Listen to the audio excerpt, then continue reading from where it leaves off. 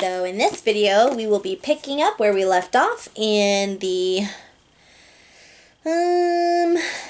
in Six's Legacy, the novella, which was chapter 7.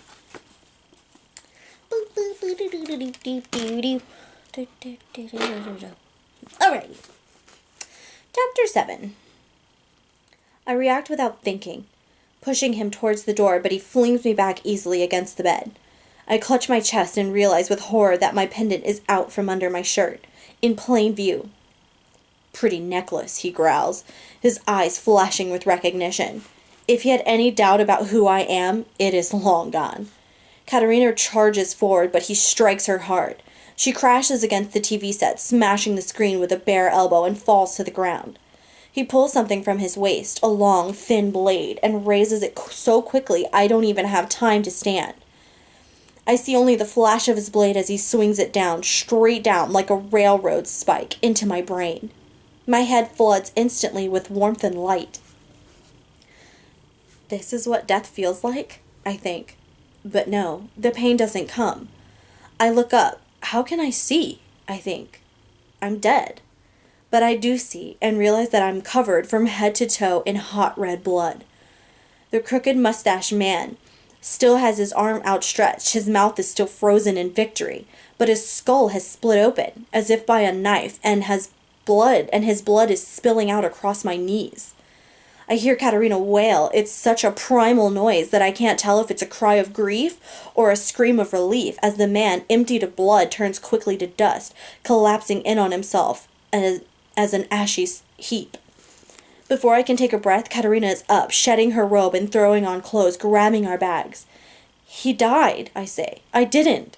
"Yes," Katerina replies. She puts on a white blouse, which she instantly ruins with the blood from her elbow, shredded from the TV screen. She throws it out, blots the blood from her elbow with a towel, and puts on another shirt. I feel like a child, speechless, immobile, covered in blood on the floor. That was it. The moment I've been training for my whole life, and all I managed was a feeble, easily deflected shove before getting tossed aside and stabbed. "He didn't know," I say. "He didn't know," she says. What he didn't know is that any harm inflicted on me out of order would instead be inflicted upon my attacker. I was safe from direct attack. I knew it, but I also didn't really know it. When he stabbed me in the head, I thought I was dead. It took seeing it to believe it. I reach up and touch my scalp.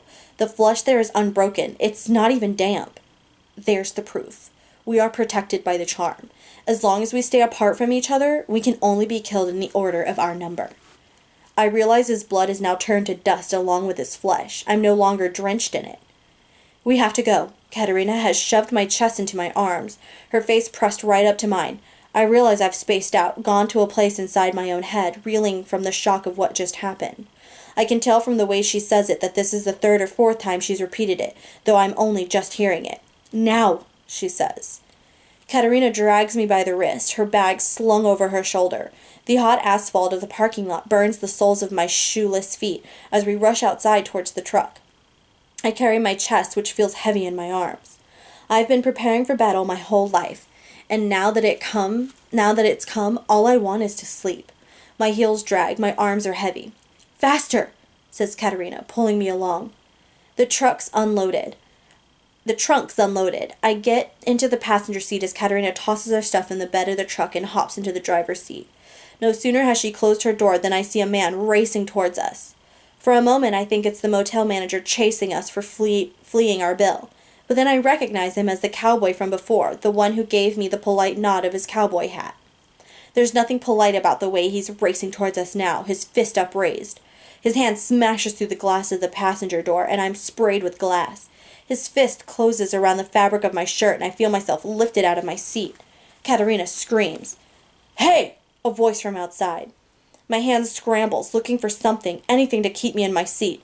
It finds only my unbuckled seatbelt, which gives easily as the Mog starts pulling me through the window. I feel Katerina's hand clutching the back of my shirt. "I'd think twice about that," I hear a man's voice shout, and soon I'm released, falling back into the seat. I'm breathless, my head spinning. Outside the truck, a crowd has formed. Truckers, and cowboys, ordinary American men. They've encircled the Mog. One of them has a shotgun raised, pointed right at him. With a wiry, bitter smile, the Mog lifts his arms in surrender. "The keys!" Katerina is panicking, near tears. "I left them in the room." "I don't think. I just move. I don't know how long the Mog will be contained by the protective mob, our saviors, but I don't care. I race back into the room, swipe the keys off the night table, and head back out into the heat of the parking lot. The Mog is kneeling on the ground now, surrounded by angry men. "We called the cops, miss," says one of them. I nod, my eyes teary. I'm too keyed up even to say thanks. It's strange and wonderful to consider that none of these men know us, but they came to our aid, yet frightening that they don't understand this Mog's true power. That if he hadn't been instructed to keep a low profile, he'd have torn the skin clean off each of their bodies by now. I get in the car and hand Katerina the keys. Moments later, we pull out of the lot. I turn back for one last glance and lock eyes with the Mog. His eyes brim with reptilian hate. He winks as we pull away. Chapter 8. Katerina was wrong. I have killed before. Years ago, in Nova Scotia. It was early winter, and Katerina had released me from our studies to go play in our snowy backyard. I took to the yard like a demon, running circles in the snow in my baggy clothes, leaping into snowbanks and aiming snowballs at the sun. I hated my cumbersome jacket and waterproof pants, so once I was sure Katerina had turned from the window, I shed them, stripping down to my jeans and t-shirt. It was below freezing outside, but I've always been tough about the cold. I continued to play and race when Clifford, the neighbor's St. Bernard, came bounding over to play with me. He was a huge dog, and I was small then, even for my age, so I climbed on top of him, clutching the warm fur of his flank. "Giddy up!" I squealed and took off, and he took off. I rode him like a pony, running laps around the yard. Katerina had recently told me more about my history and about my future.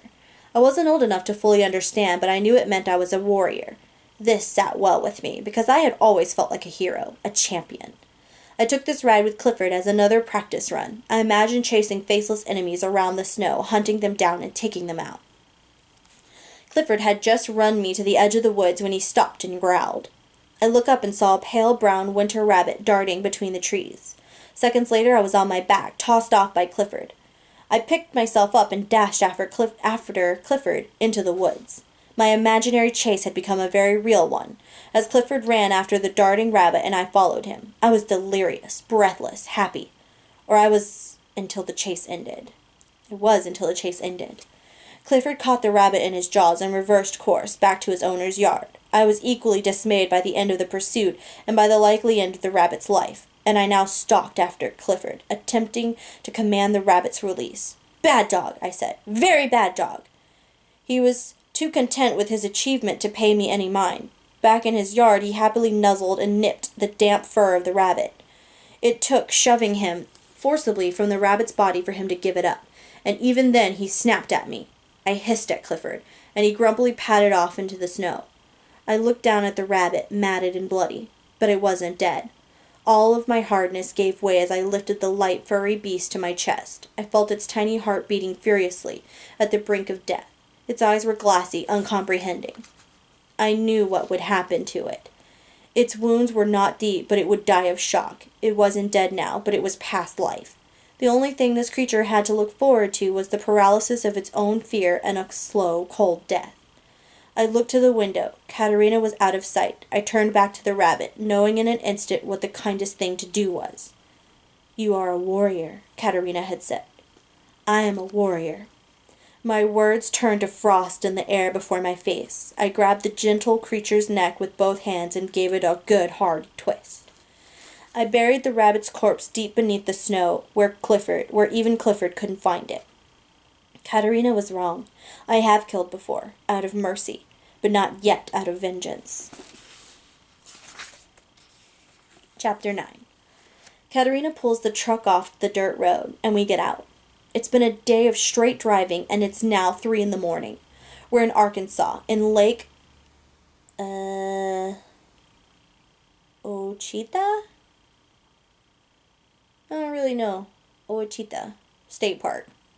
The park entrance was closed, so Katerina broke through the chain barrier and snuck the truck in, off-roading in the dark of the woods until we came to the main camp road. We've been here before, though I don't remember it. Katerina says we camped here when I was much younger, and that she had thought it would make a good burial site for my chest, if it ever came to that. It has, apparently, come to that. Outside the truck I can hear the lake lapping weakly at the shore. Katerina and I walk through the trees, following its sound. I carry the chest in my arms. We've decided it's too cumbersome and too dangerous to hold on to. Katerina says it must not fall into Mogadorian hands. I don't press her on this point, though there is a dark implication to the task that haunts me. If Katerina thinks it's come to the point of burying the chest to keep it safe, then she must think our capture has become likely, perhaps inevitable. I shiver in the cool of the night, while swatting mosquitoes away. There are more of them the closer we get to the water's edge. We finally come to the shore. In the middle of the lake, I see a small green island, and I know Katerina well enough to know what she's thinking. "I'll do it," she says. But she only barely gets the words out. She's exhausted, on the brink of collapse. She hasn't slept in days. I've barely slept either, only a few quick minutes here and there in the car. But that's more than Katerina's had, and I know she needs rest. "Lie down," I say. "I'll do it." Katerina makes a few weak protests, but before long she's lying on the ground by the shore. "Rest," I say. I take the blanket she brought out to use as a towel and instead use it to drape her, to hide her from the mosquitoes. I strip off my clothes, then grab the chest tight and step into the water. It's bracing at first, but once I'm submerged, it's actually fairly warm. I begin an awkward doggy paddle, using one arm to stroke through the water and the other to clutch the chest. I've never swum at night before, and it takes all of my will not to imagine hands reaching up from the murky depths to grab at my legs and pull me under. I stay focused on my goal. I arrive at the island after what feels like an hour, but is more likely 10 minutes. I step out of the water, trembling as the air hits my bare skin, and walk awkwardly over the stones littering the shore. I walk to the center of the small island. It is nearly round, and probably less than an acre, so it doesn't take long to reach. I dig a hole 3 feet deep, which takes considerably longer than the swim out. By the end, my hands are bleeding from clawing through the rough dirt, stinging more and more with each bare-handed shovel through the soil. I place the chest in the hole. I'm reluctant to let it go, though I have never seen its contents, never even opened it. I consider saying a prayer over it, the source of so much potential and promise. I decide against praying. Instead, I just kick dirt into the hole until it's covered and smooth over the mound. I know I may never see my chest again. I return to the water and swim back to Katerina. Chapter 10. It's been a week since we arrived in upstate New York. We're at a small motel adjacent to an apple orchard and a neighborhood soccer field. Katerina has been plotting our next move. There have been no suspicious announcements on the news or on the internet. This gives us some measure of hope for the future of Lorien, and also that the Mogadorians' trail on us has gone cold. It's silly, but I feel ready to fight. I may not have been back at the motel, but I am now. I don't care if I don't have my legacies. It's better to fight than to run. "You don't mean that," she says. "We must be prudent." So we wait. Katerina's heart has gone out of training, but we still do as best we can. Push-ups and shadowboxing in our room during the day. More elaborate drills out in the unlit corners of the soccer field at night. During the day, I'm allowed to wander through the orchard, smelling the sweet rot of fallen apples. Katerina has told me not to play on the soccer field during the day, or talk to the children who practice on it. She wants to continue to keep a low profile. But I can watch the field from behind a tree at the edge of the orchard. It's a girls' team playing today. The girls are all in purple jerseys and bright white shorts. They're about my age. From beneath the shade of the apple tree, I wonder what it would be like to give myself to something as light and inconsequential as a game of soccer. I imagine I'd be good at it. I love being physical. I'm strong and quick. No, I'd be great at it. But it's not for me to play games of no value. I feel envy creep up my throat like bile. It's a new sensation for me. I'm usually resigned to my fate, but something about this time on the road, about the near miss with the Mogadorians, has opened me to hating these girls with their easy lives. But I choke it down. I need to save my spite for the Mogs. That night, we allow ourselves to watch a little TV before bed. It's a luxury Katerina usually denies me, as she thinks it rots my brain and dulls my senses. But even Katerina softens sometimes. I curl up next to Katerina on the queen bed. She's turned the TV to a movie about a woman who lives in New York City and complains about how hard it is to find a good man. My attention wanders quickly away from the screen to Katerina's face, which has gone soft with attention to the film's plot. She has succumbed to it. She catches me looking at her and turns red in an instant. "I'm allowed to be sappy sometimes," she says as she turns back to the screen. "I can't help it. He's handsome." I look back at the TV. The woman is now yelling at the handsome man about how he's a sexist pig. I've seen very few movies in my life, but I can already guess how this one ends. The man is handsome, I suppose, though I'm not as transfixed by him as Katerina is. "Have you ever had a boyfriend?" I ask her. She laughs. "Back on Lorien, yes, I was married." My heart seizes, and I blush at my own self-absorption. How could I have never asked her this before? How could I have not known she had a husband, a family? I hesitate before asking another question, because I can only assume her husband died in the Mogadorian invasion. My heart breaks for my Katerina. I change the subject. "But since we've been on Earth?" She laughs again. "You've been with me the whole time. I think you'd know if I had." I laugh too, though my amusement is mixed with sadness. Katerina couldn't have had a boyfriend even if she wanted one, and it's all because of me, because she's too busy protecting me. She raises an eyebrow. "Why so many questions all of a sudden? Do you have a crush? Seen any cute boys out on the soccer field?" She reaches over and pinches my side, tickling me. I squirm away, laughing. "No," I say, and it's the truth. Boys practice out there some days, and I watch them, but usually just to measure their athleticism and reflexes, and to compare them to my own. I don't think I could ever like any of them. I don't think I could love anyone who wasn't locked into the struggle with me. I could never respect someone who wasn't part of the war against the Mogs to save Lorien. Back on the TV, the woman is standing in the rain, tears streaming down her face, telling the handsome man that she's changed her mind, that love is all that matters after all. "Katerina?" I ask. She turns to me. I don't even have to say it out loud. She knows me well. She switches the channels until we find an action movie. We watch it together until we fall asleep. Chapter 11. The next day after drills and studies, I make it back out to the orchard. It's a warm day, and I dodge from the shade of one tree to another as I stroll. I walk over mushy, sweet, stinking apples, feeling them turn to goop beneath my feet. Despite the heat of the sun, the air is crisp and pleasant today, not too hot or cold. I feel weirdly happy and hopeful as I tramp around. Katerina is booking us plane tickets to Australia today. She thinks it'll make as good a hiding place as any. I'm already excited for the journey. I turn, ready to walk back to the motel, when a soccer ball comes rolling past me, scudding over broken apples. Without thinking, I leap forward and hop on it with one foot, stopping it in its tracks. "You gonna give that back or what?"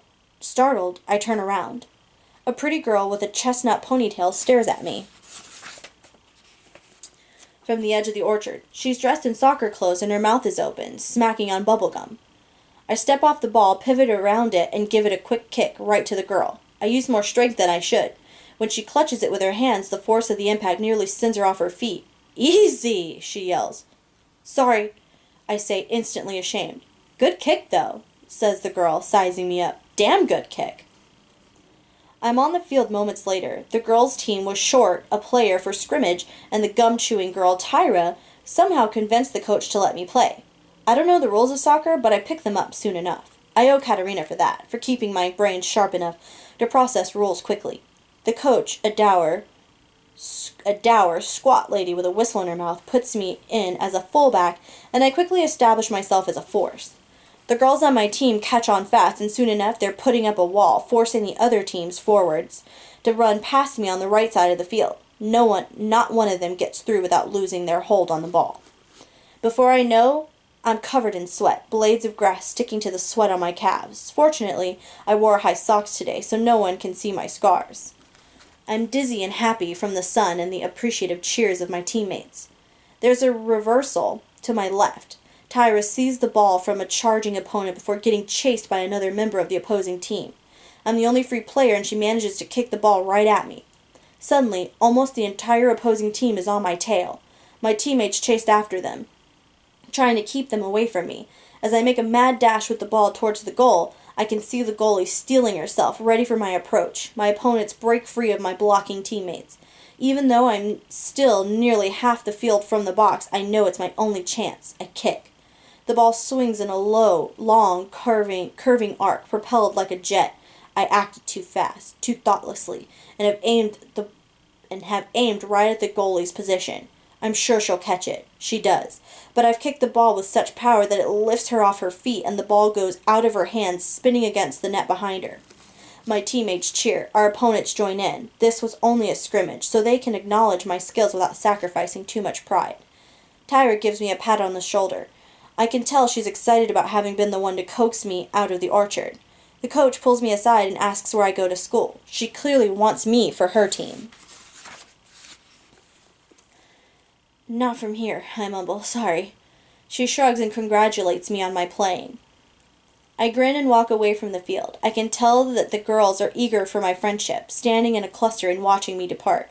I imagine a different life for myself, a life like theirs. It has its charms, but I know my place is by Katerina's side. I walk back to the motel, doing my best to wipe the grin of victory off my face. I feel a childish urge to blab about the game to Katerina, even though she told me not to play. In spite of myself, I find I'm running back to the room, ready to start crowing. The door's unlocked and I swing it open, still grinning like an idiot. The grin doesn't last long. There are 10 men in the room, Mogadorians. Katerina is tied to the motel's desk chair, her mouth gagged and her forehead bloody, her eyes filling with tears at the sight of me. I turn to run, but then I see them. More men, some in cars, some just standing there, all over the parking lot. There must be 30 Mogadorians total. We've been caught. Chapter 12. I think that might actually be a good stopping place. I know it's only been 22 minutes for this video, but the last video for The Rise of Nine was pretty long, so I think I'll call it quits for now on that one. Hope you're liking it. Let's see. We only have... Oops. Yep, we only have this much left. It's a very tiny amount for Six's Legacy. So we may finish it in the next video. Yeah, it's going by quick. Let me know what you think in the comments below. Hit that thumbs up if you like the video. Subscribe to my channel if you haven't already. And hit that notification bell. Okay, that's it for now. Reading by Ree. Until next time. Bye-bye.